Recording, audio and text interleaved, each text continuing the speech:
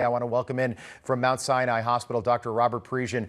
Doctor, great to have you in-house this morning. Take us through, as you watched this play out last night, what happened here?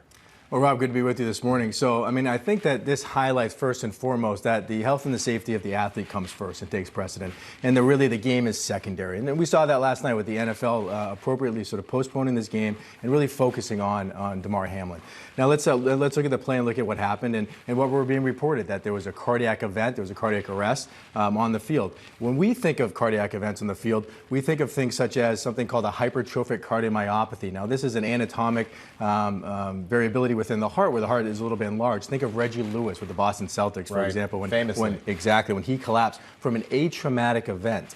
Now, there's another phenomenon that is being discussed right now, and that is commotio cordis. Now, commotio cordis is when you have blunt trauma to the chest. Now, fortunately, this is a very, very rare event because it has to happen within a very small window of the cardiac rhythm called the ascending part of the T wave, for example. But it's a very, very small window where this can occur. But when it does occur, it is life-threatening. And so that's why we saw Hamlin get up, and then he collapsed down to his back, and then it appears that he may have had a cardiac event. So you're saying this is a freak accident? Is this something the NFL, is this something they could screen for? Could this have been prevented?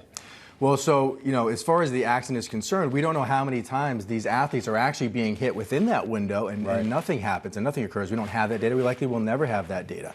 But for this event, and if it was, which again, we don't know for certain, if it was commotio cordis that caused this, that places the heart into a ventricular dysrhythmia that, again, is life-threatening, and you need a defibrillator device. And, as you saw, they were performing CPR to really get that heart back into the normal sinus rhythm. You can't really screen for something like this, but what you can screen for is if Hamlin had an underlying cardiac condition that we're unaware of at this time. Yeah, the on-field medical crews performed very well last night. They performed CPR over a 9-minute period. Oxygen was also used.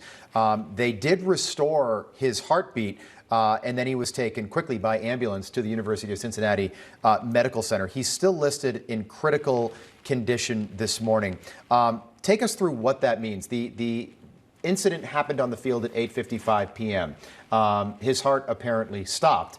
They were able to get a heartbeat, and then they took him to the hospital. What happens to the brain, the oxygen in your body during that period where the heart's not beating? Yeah. So initially, when the medical personnel went to the field, they're going to assess for head and neck injuries, which are the most common things. Once they realized it wasn't head and neck, and they maybe looked for a pulse, and they went through circulation, airway, breathing, and they found they didn't have a pulse, they went and they restarted the heart, let's say with a defibrillator. Right. At this point in time, it really becomes critical because the heart is pumping blood, which is carrying oxygen to the rest of the body, including the brain. And so at this point in time, they're going to be assessing his cardiac function and what his heart function looks like. Yeah. But they're also going to be assessing if was there any period of time or enough period of time where he wasn't receiving oxygen to the brain, causing a larger injury. Just so tragic. Is there any way to predict if he'll be okay? At this point in time, I think it's way too early to really try to come up with any prognosis. Right. At this point, especially we have very limited data right now. Yeah. With regards to what the physicians are telling us. So. Dr. Parisien, appreciate you joining us on short notice this morning. Wish it was under better circumstances. Just want to point out Jim Kelly, famous Buffalo Bill Hall of Famer, went to 4 Super Bowls with the Bills. He's a legend in Buffalo. He tweeted out last night, "Never before have I witnessed anything like this. The game doesn't matter. Praying for Damar and his family." The NFL Players Association putting out a similar statement last night. The only thing that matters at this moment is Damar's health and well-being. We will keep a very close eye on that. Again, Dr. Parisien, thank you for that.